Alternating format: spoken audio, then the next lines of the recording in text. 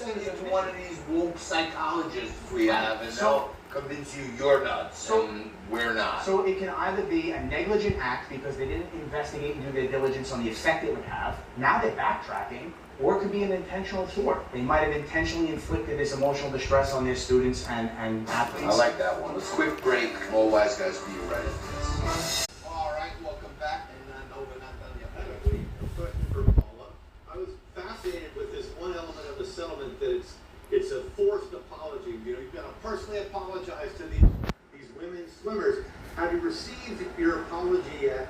And did it feel like it was sincere? I have received it, and honestly, it was not sincere. It simply said we apologize for our policies that were compliant with the NCAA at the time. And then it said we were compliant, we were just following the rules. We acknowledge now that those rules might have been unfair to some student athletes, and we apologize for any anxiety that we might have caused. This is a key mistake that companies make and that public figures make. When you're going to apologize, dive in and do it with alacrity. Not this mealy mouth, well, I'm sorry, but I was following the rules. That's just a terrible apology. I get really aggravated about this, you know, in relationships with women. When they give these fake apologies, they'll say, well, I'm sorry I upset you, or I'm sorry you got upset at that. It reminds me of, Naj, you're our dating expert. I feel like this is a fake girlfriend apology, like, sorry you got ticked off, but they never taken the blame, like, I'm sorry I did that to tick you off. What do you think? Classic toxic relationship. That's exactly how I see it. And I'm so sorry you had to go through that. I'm sure it's traumatizing as a woman.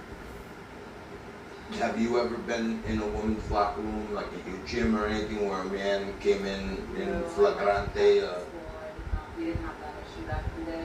Okay, so you've never been. You can't identify, of course, with Paula. I'm mortified though. If I did ever see that, I feel like I have to run.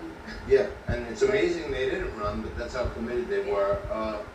Ricardo, what do you have for Richard Valdez? Paula Scanlon, it's clear you have some beef with the school. I'm wondering, do you have beef in the streets when you're out there? Are people upset with you for speaking your truth?